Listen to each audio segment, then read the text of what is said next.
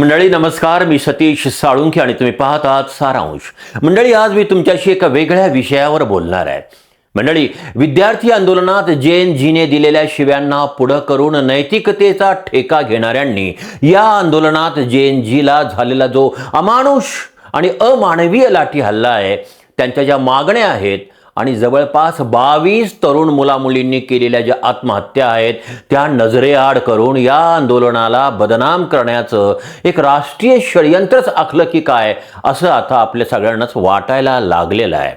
मंडळी, शिवी दिल्याने कायदा मोडणार असेल तर आणि त्याविरुद्ध जर FIR फाटणार असेल तर प्रत्येक घरात कोणा कोणाच्या विरुद्ध FIR हा फाटल्या जाईल. मूलतः शिवी हा भाव उद्गार मानवी संस्कृतीचा भाग आहे. उद्रेकाविरुद्धची ती अभिव्यक्ती आहे. हजारो वर्षापासून माणूस शिवी देत आलेला आहे. बीड जिल्ह्यातील चिंचवण येथे एका शिलालेखात या मंदिरास जो इजा पोहोचवील त्याची माय गाडवे झवू अशी स्पष्ट शब्दामध्ये शिवी दिलेला शिलालेख आहे. आणि हा शिलालेख साधारणपणे 600 वर्षापूर्वीचा आहे. इतिहासाच्या भाषेत याला शापवचन असं म्हटलं जातं आणि अशी शापवचने महाराष्ट्रात अनेक ठिकाणी आपल्याला सापडू शकतात. म्हणजेच शिवी हा देखील मानवी संस्कृतीचा एक भाषा आविष्कारच आहे.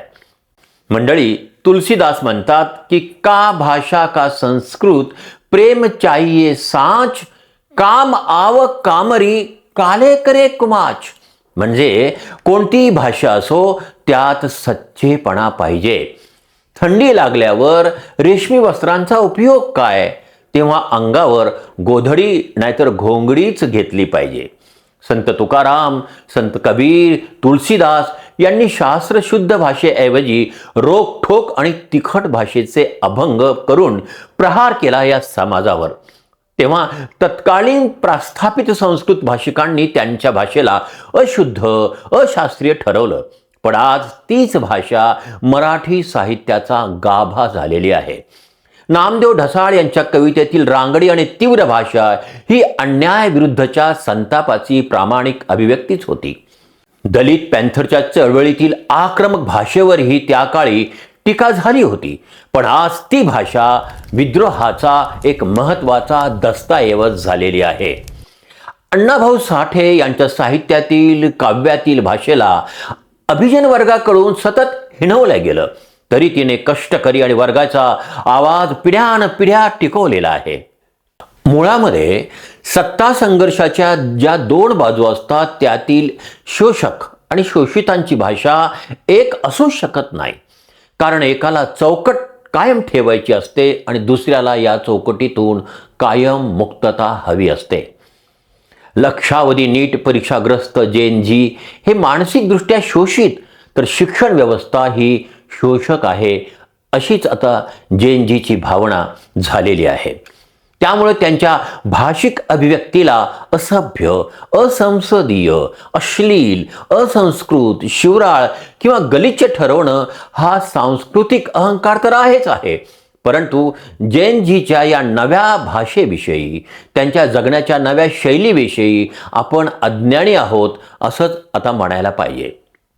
मंडळी, कोणतीही प्रमाण भाषा नैसर्गिक नसते. ती सामाजिक व राजकीय निर्मिती असते.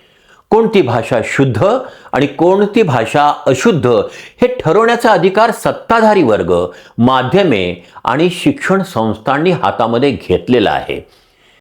जेएनजीच्या भाषेमध्ये शिस्तीचा अभाव नसून त्यात अनुभवाच्या तीव्रतेची प्रामाणिकताच दिसते. लोकसमूह जेव्हा प्रस्थापित उतरंडी विरुद्ध उभा राहतो तेव्हा तो जाणीवपूर्वक उच्च सभ्यतेचे नियम मोडून रांगडी, गचाळ भाषा वापरतो. कारण हीच भाषा सत्तेला आव्हान देत असते. हा विद्रोहाचा एक सांस्कृतिक नमुना असतो.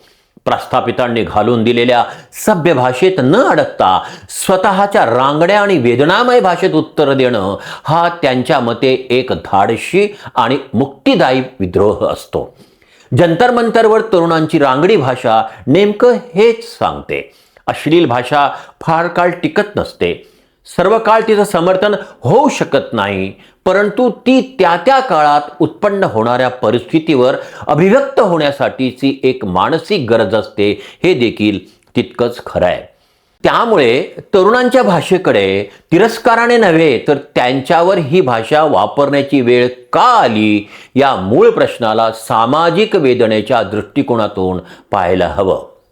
नमस्कार, मी सतीश साळुंखे आणि तुम्ही पाहत होता सारांश. पुन्हा भेटूया अशाच एका नव्या राजकीय सामाजिक विषयावर आणि इतिहासावर दृष्टिक्षेप टाकण्यासाठी सारांशमध्ये. मंडळी, तुम्हाला हा व्हिडिओ कसा वाटला याविषयी कॉमेंट्समध्ये जरूर लिहा. तुम्हाला एखादा नवीन विषय जर सुचवायचा असेल तर मला जरूर सांगा. या व्हिडिओला लाईक करा, शेअर करा. यूट्यूबवर पाहत असाल तर चॅनलला सबस्क्राईब करा. जे तुमच्या मनात तेच माझ्या ओठात. ना या बाजूला ना त्या बाजूला, जनतेच्या बाजूला. सारांश.